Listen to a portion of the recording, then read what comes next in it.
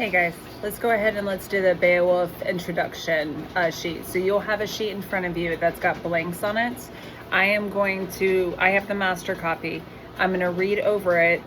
While I'm reading over it, practice your listening skills and fill in the blanks. However, I am also going to add in additional information as well. So jot down notes on the sides, okay, and all of this, because this information will repeatedly come up again and again throughout the Beowulf units.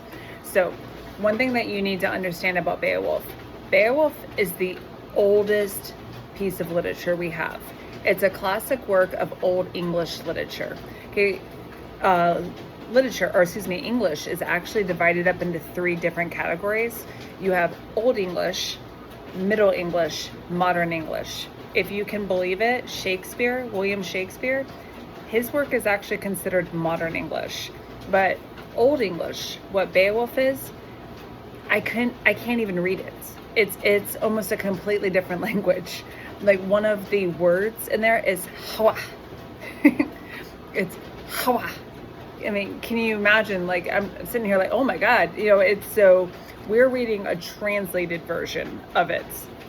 And so while Beowulf, it's not the first piece of literature that's ever been written in English, but it is the oldest extant, or it's the oldest surviving work in that language. And as is the case with many languages, the oldest work is an epic poem. So an epic is something by definition very, very long, okay? And a poem is written in whimsical musical language, okay? And like in other languages, this poem, it probably existed for a very long time before it was written down. And it is really likely that bards memorized and recited Beowulf for generations before the pen hit the page. So you have to understand, people were illiterate. It's not like people were just going around and reading books. During this time, they couldn't read, they couldn't write. But when people wanted to tell stories, they would sing them, they'd memorize them. And you go to the mead hall, to the pub, after work, you'd sit, you'd have a drink, you'd talk with friends, and people would just sing each other these stories as entertainments. Okay, you couldn't just throw in a pair of ear pods, it's like people would sing to you. And Beowulf was one of these adventure stories that they would often memorize and recite. And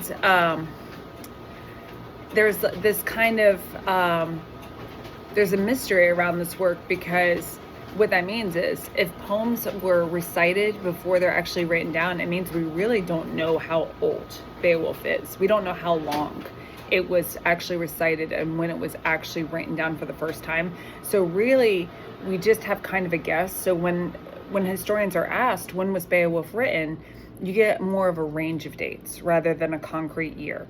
Okay, and the range is about 100 years. So it's typically from 700 to 800 CE. We don't have an exact time period, but we know it's in between 700 to 800. However, the setting of the poem takes place in the beginning of the 500s. Okay, and this is an indication that the people had been working on the plot for some time before anyone wrote it down.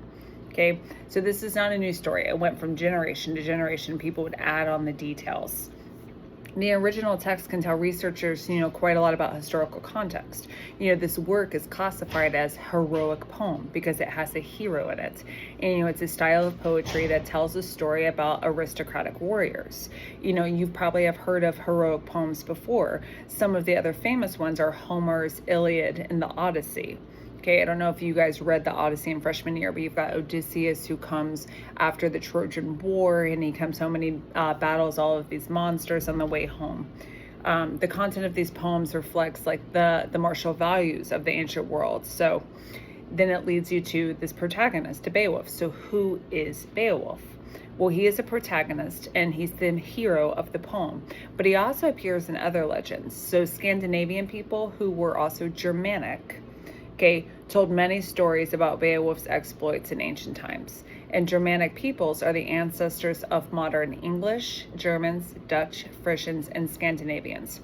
So think of Germanic people as kind of like an umbrella term. And underneath the Germanic people were all of these other little groups, because English is a Germanic language. You remember, like, if you have Latin languages. You've got Spanish and French and Italian. All of those are Latin languages. Well, English is a Germanic language. Okay. Then if you look at the actual history of this time period, so England was really colorful place in the Middle Ages. Okay. The very first invaders of England were the Celts. And you would know the Celts if you saw them, probably because they were very famous for going into battle naked, wearing blue paint, and engaging in something called guerrilla warfare. They were very fierce warriors. However, they couldn't stand up to the Romans. So they were conquered by the Romans, and they ruled over them for hundreds of years. However, even the Romans could not take the Anglo-Saxons. So when the Anglo-Saxons started raiding England in the 300s, and by the 410, the Roman legions had left, okay? And the Anglo-Saxons, they poured into the country. You guys know the Anglo-Saxons probably better as the Vikings, okay? And they were fierce warriors, and they established this Germanic society, which is where Beowulf was coming in, okay? And you have this Germanic culture. They were all about valorizing the warrior, the virtues of the warrior. So Germanic people, such as the Vikings, are remembered to this day as effective and brutal conquerors. And their ethic encouraged the rape and the pillaging of foreign lands. Yeah, the way the Vikings would take over a land was pretty brutal. So they would rape the women, because then if you had babies, you would create little Vikings and just kind of continue to spread your influence and power. And they would pillage, which means they would burn all the villages down to the ground. So they would take away any resources that were left. And it's a pretty brutal, but yet a very effective way of taking over a country. And the Anglo-Saxons, they actually decided they were going to settle down in England. And their king, Alfred the Great, which is really kind of a paradox to me, that these violent groups, that Alfred the Great actually encouraged literacy. he encouraged the Vikings to read. So I just have this idea of these Vikings going out all day just raping and pillaging and burning things down and killing, and then they just go home and they just pick up a book and read it. Okay. And interestingly, by the 800s, you also had the Vikings started to raid England from the sea. And so you have this kind of idea with Beowulf. You've got, it's a very interesting mix. So this is a hero who does end up sacrificing himself to save his people. So he fights like a Viking, but he rules like a Christian. Okay. Then you have the actual location of where these stories would be told. Okay, so I don't know if you guys know a lot about alcohol, but the world's oldest alcohol, older than beer and wine, is called mead. Well, if you ferment potatoes, you get vodka. It fermented like a rye, you get whiskey. Okay, if you grapes is wine. Well, if you ferment honey, you get something called mead. And so they would have these mead halls. Well, think of a mead hall as kind of like a bar.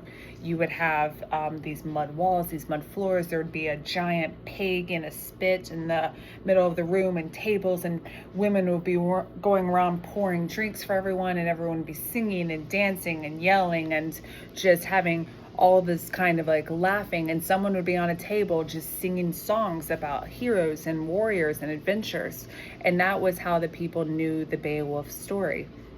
So the warriors would gather in the hall to drink, feast, make merry, and it was a glorified pub with a warm and welcoming meeting place for all the Germanic people.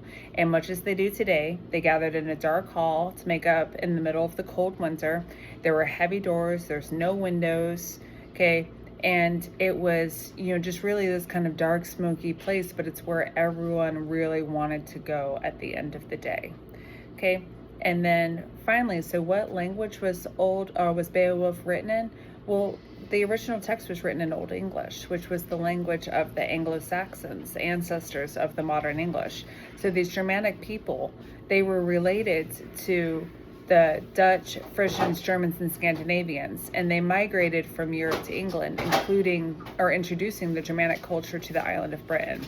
However, it's really kind of a complicated language that even scholars don't really agree on it. So that word that I was talking about, hwa, even experts in Anglo-Saxon culture, they can't agree on how that word is translated. So there's three possible ways: what, so, and how.